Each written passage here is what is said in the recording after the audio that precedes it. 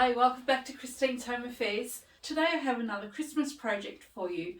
It's going to be made out of completely repurposed or recycled fabric. You know that I like to collect sample swatch fabrics wherever I can. You know that I got a lot of it recently. So what I'm going to do, rather than using Christmas fabrics, I'm going to use some of these sample swatch fabrics to make an advent calendar. Going to use just an old picture frame, cut up some fabric and make some little pockets and put it all together. I don't really know what I'm doing just yet, but you can come along with me and we'll have a look and see what fabric I've got and how we go about putting this together. Stick around. Okay, so here's my plan. I've got this large picture frame, so I'm going to take the glass off this and I'll probably paint the border around it as well. I might paint that black. But that's my plan so far. And hello Coco, has to be right in my way. And then I've got this piece of fabric which is the back of a swatch sample. So my plan is to put this fabric over the top, or perhaps Coco will help me anyway. So we're going to put that fabric over the top, and then I've got some numbers and I've got all of these swatch samples.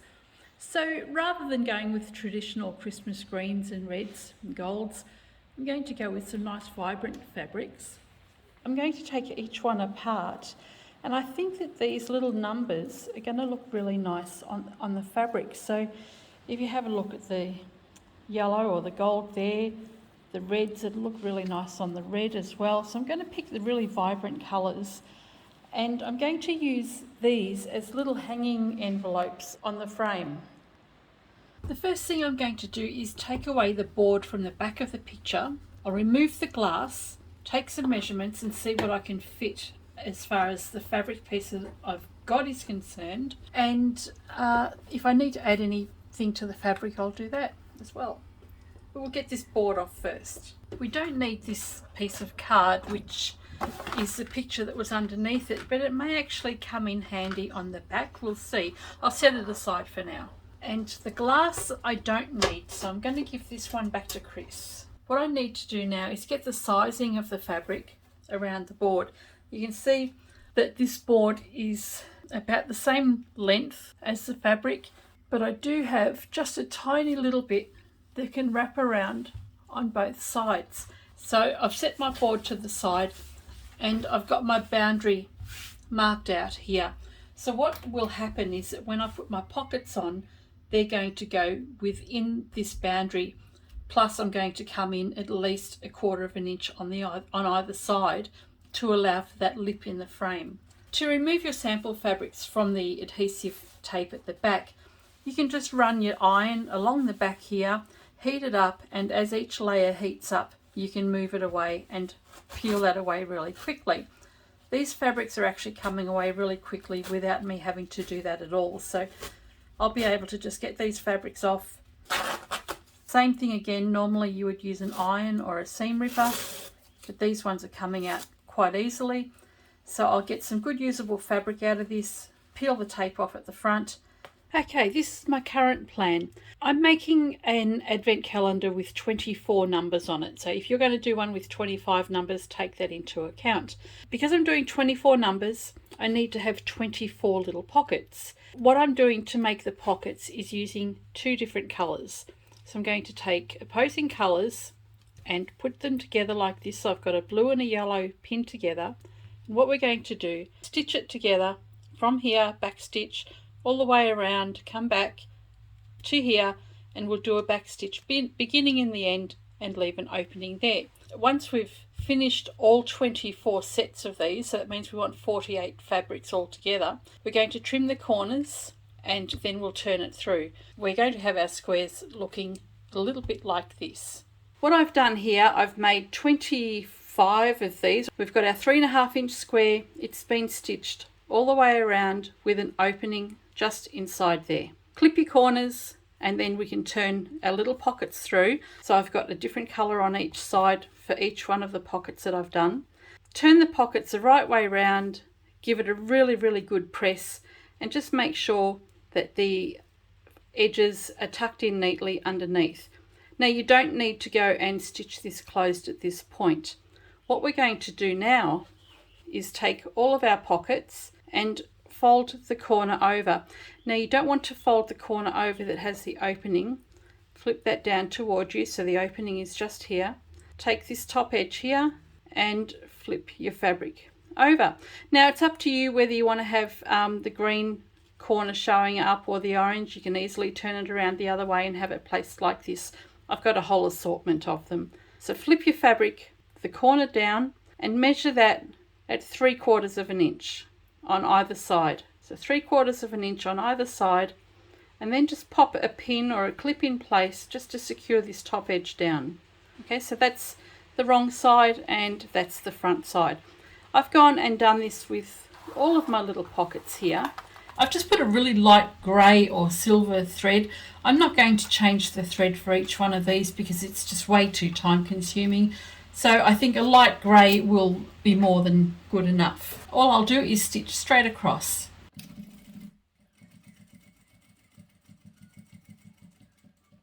I will do that for each one of the little pockets.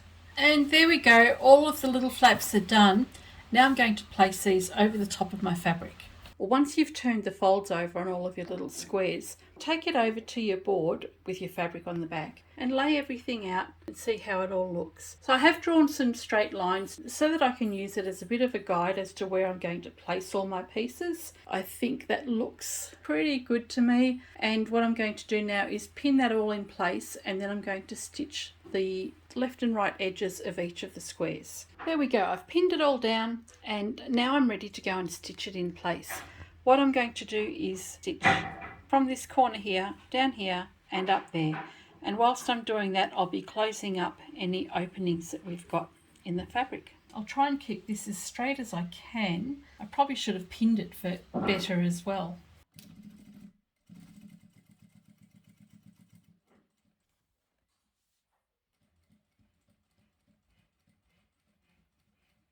So as I come to the top end, I'm just back stitching.